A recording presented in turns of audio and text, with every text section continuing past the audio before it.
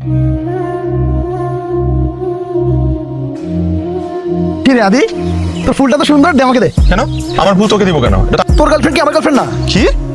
হ্যাঁ, ফুলটা তোমার জন্য কিনেছিলাম। একসেপ্ট করলাম তোমার ফুল বন্ধু হিসেবে। তোর কি বিয়ে লাগছে নাকি? হ্যাঁ, হাতের মধ্যে মেহেদি লাগাইছিস কেন? আমার নাম লিখছি ইকরা, 70 উত্তম কুমার। কি যে করো না আদি। আমি সিদ্ধান্ত নিয়ে ফেলেছি, আমি কালকেই একটা রুমাল ইকরাকে উপহার দেব।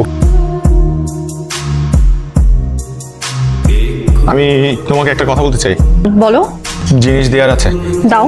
কি এটা? রুমাল। তো দেখতে পাচ্ছি, কিন্তু আমাকে কেন রুমাল দিচ্ছ? আমি তোমাকে কতবার বলেছি, কেন বুঝো না? আমরা কি ফ্রেন্ড হয়ে থাকতে পারি না? আমি না তোমাকে বুঝছি পারো। আমি তোমাকে কতবার না বলেছি, আমরা শুধুই বন্ধু, আমাদের মধ্যে না এর থেকে আর বেশি কিছু সম্ভব না।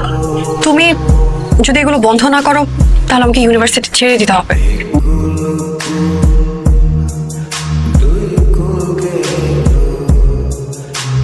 তো তাড়াতাড়ি বাড়ির দেশে চলে আয়, বাড়ির অবস্থা খুব খারাপ।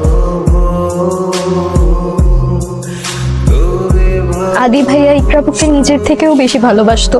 ওকে অন্য কোনো ছেলের সাথে দেখলে তো আদি ভাই এর থেকেও খারাপ কিছু করে বসবে। আমার আর আদির মধ্যে পার্থক্য কি? খুব একটা তো পার্থক্য নেই, মাঝে মাঝে তো আমরাও তোমাদেরকে আলাদা করতে পারি না। আমি যদি ইকরাকে অ্যাপ্রোচ করি আমার মতো করে। আদি কিন্তু অনেকদিন ধরেই ক্যাম্পাসে আসছে না, ওকে ইউনিভার্সিটি ছেড়ে দিল। বেশি রিঅ্যাক্ট করে ফেলছি। আমি কাকে পছন্দ করব, আমি কার সাথে মিশবো, পুরোপুরি আমার পার্সোনাল ম্যাটার। ওই যে আদি আসছে।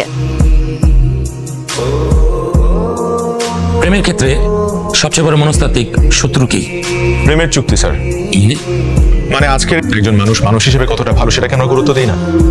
আমরা গুরুত্ব দিই সে দেখতে কেমন, তার অ্যাপ্রোচ কেমন। লাথি মারবি আমারে? মা লাথি মার। আসিফ নায়িকা চলে আসছে, প্রত্যেকবারের মতো এবারও সেভ করবে। আমাকে সেভ করার জন্য আমি একাই যথেষ্ট। ভাইয়া আদি সাজি ইউনিভার্সিটিতে যাচ্ছে ইকরাপুর মন জয় করার জন্য। তুই না পারলে কি হবে? অন্তু ভাইয়া দেখবি ঠিকই পারবে। ইকরাপু এবার ঠিকই আদি প্রেমে পড়বে, মানে তোর প্রেমে পড়বে আর কি। ইকরাকে তোর হাতে তুলে না দিয়ে দিস। আমাকে চিনো? কি বলো এটা তুমি? তোমাকে চিনবো না? আমাদের এই বাড়ির প্রতিটা ইটও তোমাকে চিনে। মা, দিদা, দেখো কি আসছে। তোমাকে একটা কথা বলি। বলো না।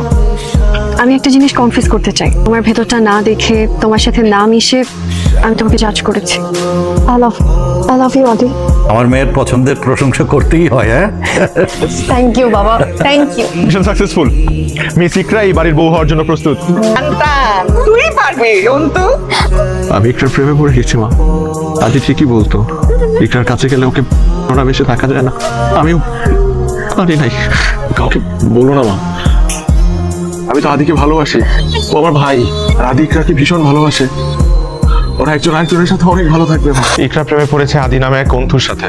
ভালোবাসে তোকে, তোর ব্যক্তিত্বকে। এই বিয়েটা হলে আমরা তিনজনই অসুখী থাকবো। তুই বিদেশে বসে কাঁদবি, আমি তোদের এই সুন্দর প্রেমটা ভেঙে দেওয়ার জন্য সারা জীবন শাস্তি পেয়ে যাবো। ভালোবাসে ইকরাকে, ইকরাও তন্তুকেই ভালোবাসে। তুমি ওদের বিয়ে দিয়ে দাও। কে থাকবি? আমি তো থাকবো না, আমি চলে যাবো, বিদেশ চলে যাবো দিদা।